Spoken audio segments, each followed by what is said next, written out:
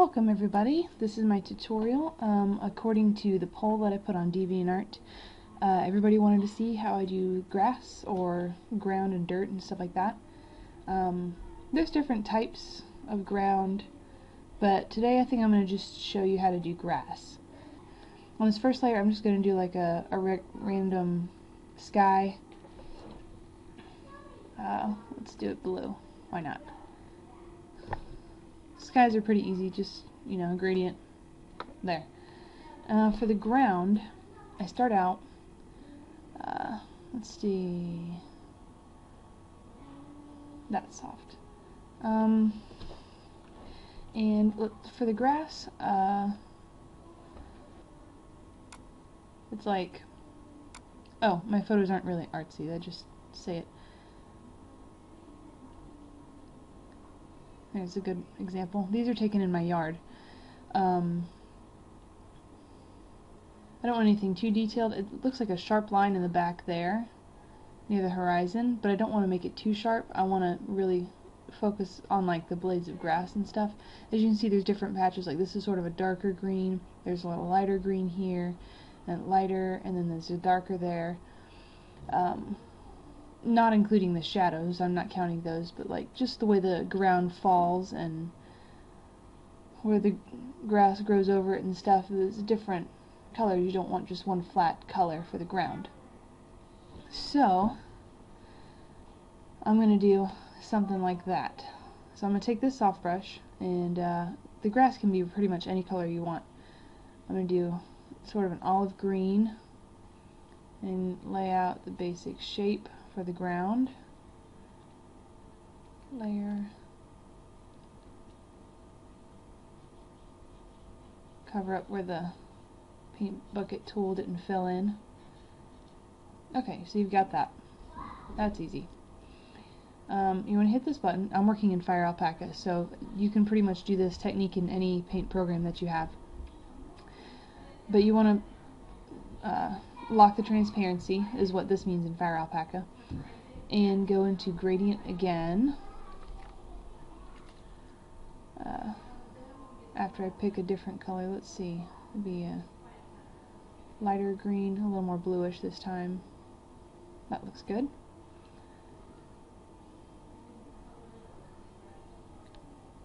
No, that does not look good. Okay.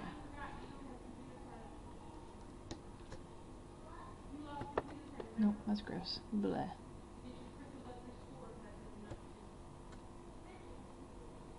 Okay, that's okay. That works just fine. And now we'll just take random colors. I'm going to do this watercolor brush. That works really good. Something lighter there. And the watercolor brush is good because it takes the color from the background and sort of blends it as it paints. I was doing lighter sections where the ground may fall there. Still yellowy, but still lighter. Let's do that. Oops, didn't mean to do that. Sometimes these windows are a little too tiny for the screen because I have to use a separate monitor other than what's on my laptop. So if I move them in, it makes it really skinny, and so I just have to kind of deal with it. I like to make the sizes bigger for different sections. Just change up the sizes, change up the colors. Get a good feel of, how you want the ground to lay. And don't try to make it happen. You gotta kind of let it just flow as you would let the picture kind of paint itself in a way. I know it sounds really cliche and probably kind of dumb actually, but that's how it works. It's easier to just let it do its own thing. As you can see, it's already looking a bit more natural than just that gradient. And until you're used to this, you can always duplicate the layer and work on the top one, and if, oh, I messed up here, let's just delete that and start over. You can do that. But I'm pretty comfortable with this method, so I don't need to duplicate the layer. For this one, like this, I want the grass to really look kind of soft. I've blurred the background, so I don't need to really do anything there. But I'll take my eyedropper tool and grab that color there. Let's turn that white. I don't know why I like the back square to be white if I'm not using it. I just do that. I don't know. But anyway, I'm going to take my pencil tool and I'll make little blades of grass up against that lighter background there. That lighter smudge.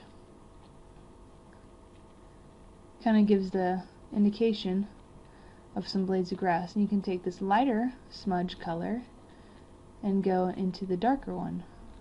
Can't really see that, but let's see.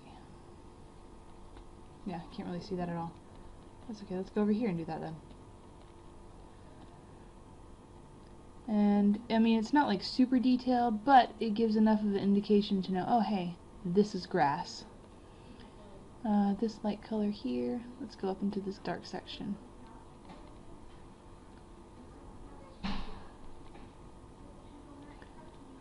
And the bigger the grass is, or the closer in you get, the bigger the blades of grass will get.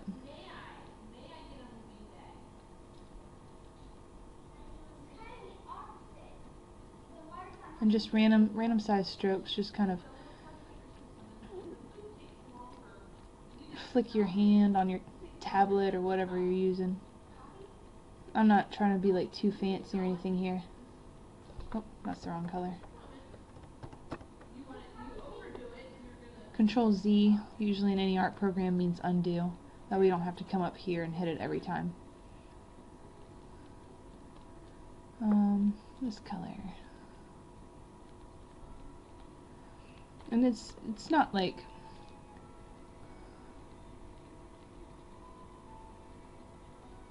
any crazy detailed, or, you know, it's really a simple way of just getting your colors down, getting some indication down of what you're doing here.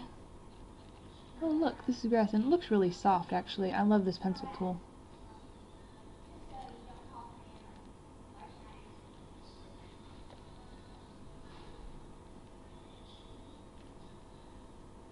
I like doing tiny little ones and then a little sprig just sticking out randomly. And that's how I do grass. You can do any color you want. You can even add in some, let's see, brown patches.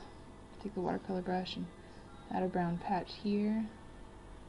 Kind of give it a more of a natural look. Because, you know, not all grass is uniformly green.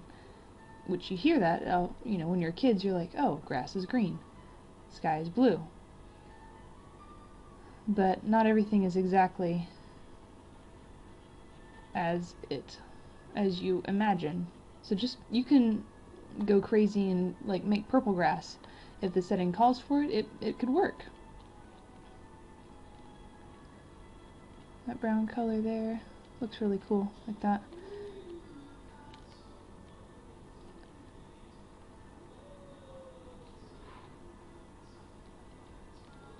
If you guys have any ideas of other kind of tutorials that I could do, anything you'd like to see, just let me know. If you want like a generalized fire alpaca tutorial, I can do that. Or I can just do regular tutorials as I go along and just talk about fire alpaca as I'm doing these, because that's what I use. So it wouldn't be hard for me to just point out different things as I go. So just like little strokes here and there. And that's how you get a field of grass. I hope you enjoyed this tutorial, and I hope I didn't bore you to death. But you can leave a comment on here on my DeviantArt page and tell me what you thought.